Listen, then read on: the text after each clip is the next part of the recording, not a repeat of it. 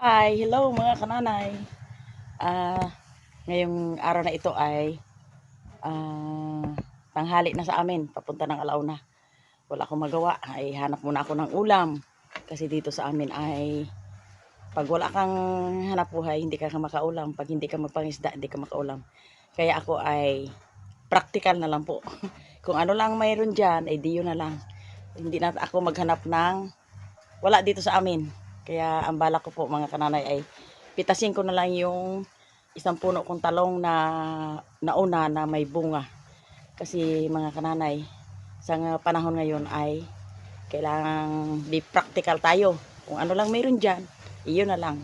Hindi tayo maghanap ng mas sobra. Kasi maghanap tayo ng mga magagandang ulam. Kung utang lang naman, ay naku, wag na.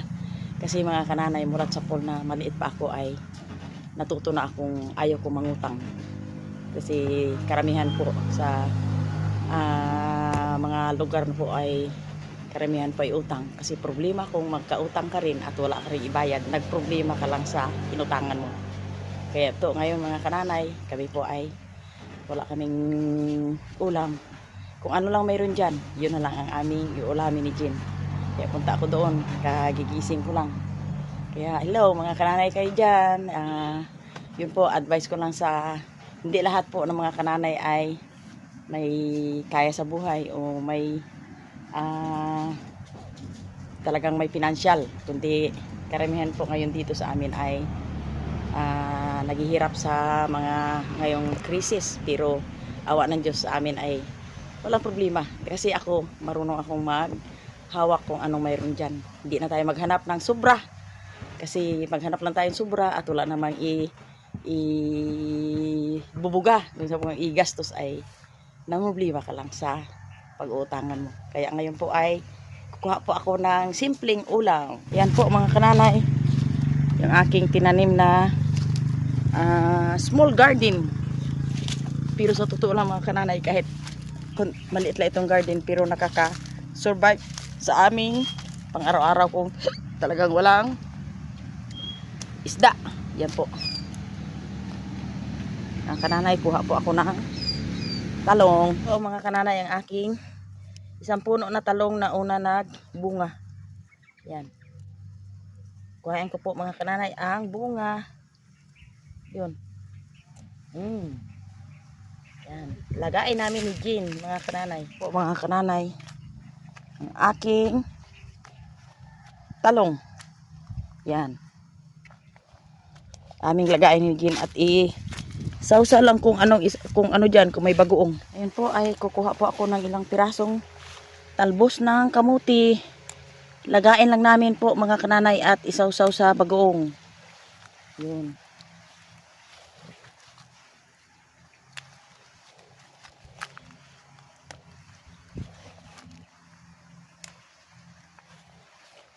Ayun. Dito sa amin mga kananay ay tag-init na po.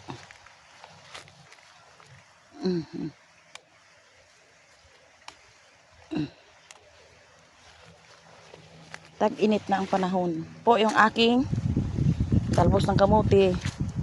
Mayroon pa doon kay Jean. Kaya isa pagsama-sama na namin. Mga kananay, ang init dito sa amin. Ito pong aking pagbibideo ay turo lang po sa akin na kailanman yung ating kapwa mga kananay ay magkontento na tayo kung anong mayroon natin. Kasi dito sa mundo ay pag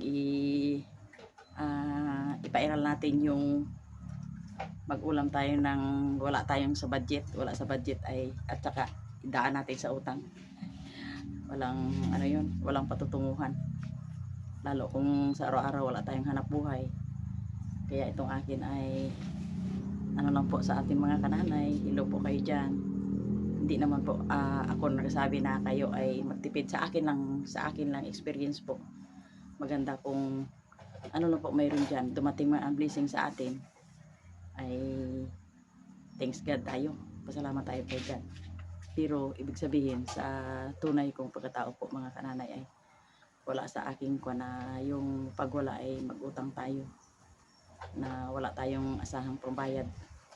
Kaya ito po ang sa akin. Kaya shout out po sa aking mga kananay, mga minahal kong mga nanay. Oh. Puro pawisan kasi sa amin dito, tudong init na. Pag uminit naman, sobrang init naman. Pag umulan naman, matindi ng ulan. Pero wala tayong magagawa. Yun ang kalooban ng Diyos para sa atin. Kaya shout out po sa aking mga mahal kong mga kananay dyan, nagapanood. Kahit ano man ang katayuan natin sa buhay, ang importante masaya tayo. Huwag tayo problema. Yan. Basta't happy lang tayo always. Yan ang gusto ng Diyos sa atin. Yan. Ang maganda, kahit simple lang ating pamumuhay kung hindi tayo magkakasakit at walang problema. Karoon po ng kaunting diferensya si Faith. Nagkasakit siya. Pero okay na rin siya. Nagapahinga lang po siya.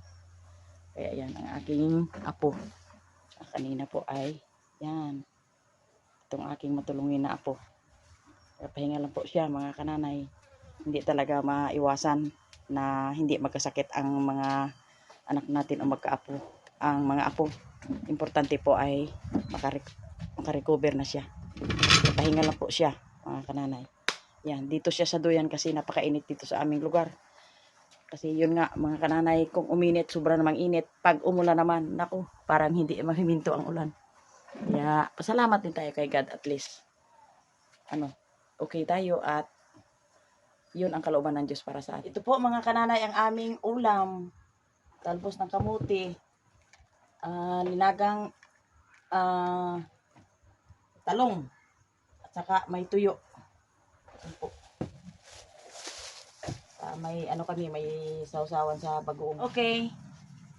Magandang araw po dito sa aming mga kananay. At ngayon po ay kakain na po kami ng ulam ng aming tanghalian.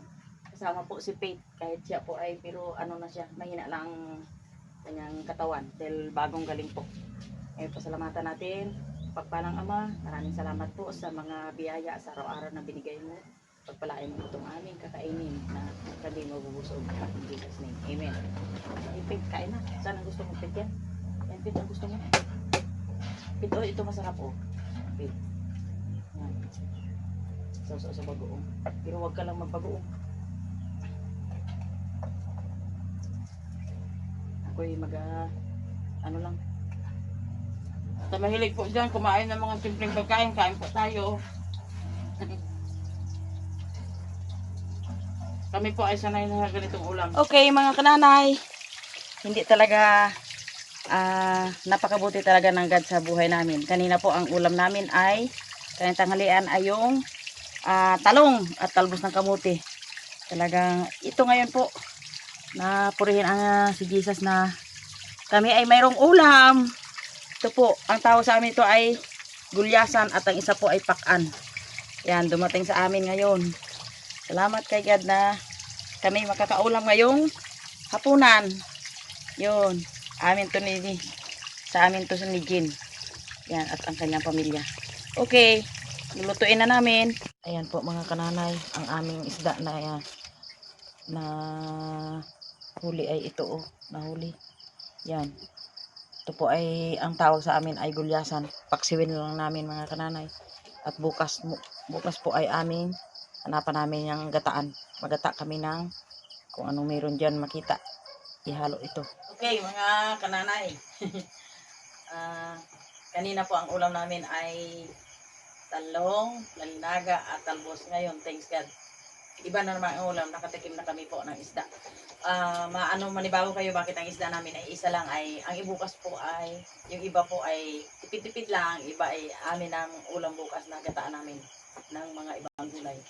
Ngayon po, pasalamat po kami sa aming pagkain. Thank you Lord sa mga pagpapala sa araw-araw at ngayong gabi. Naway ang aming pagkain. Ikaw po ang magpapala in Jesus' name. Amen. Kain na. Parating si Faith ang aming kasama. Kasi ang ibang mga kuya niya at ate ay kanina pa kumain. Okay. Tipid-tipid lang.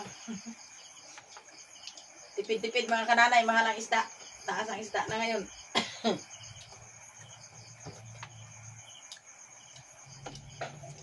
Ikaw tapos na. Tapos. Ay, okay.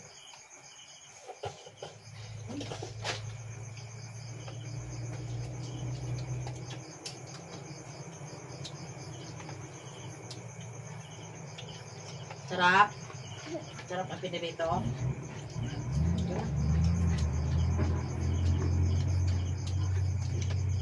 Salamat kay God at si Big ay sinagaling na. Ang kananay si Jen daw ay wala sa mood kasi inabot ng nervyos. Nagkaka-nervyos siya pag may karamdaman yung kanyang mga anak. Kaya ganyan talaga ang nanay.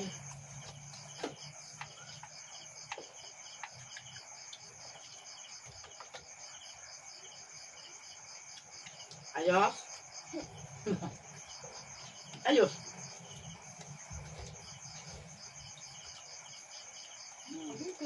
Ano, tama na ito akin. Tama na. That's enough. Yun, that's enough. Ito bukas pa hindi maubos ay ano natin. Huwag sayangin ang grasya na bigyan ay ng Diyos.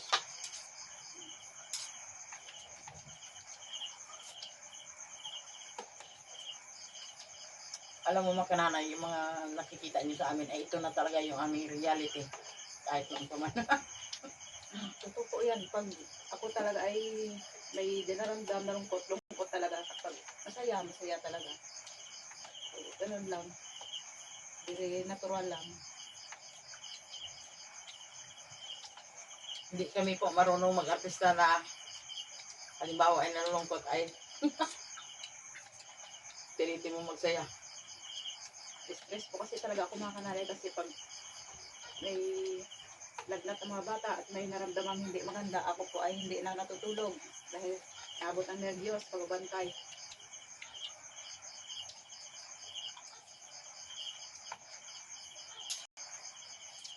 Ay, sarap. Ito. Ayaw mo?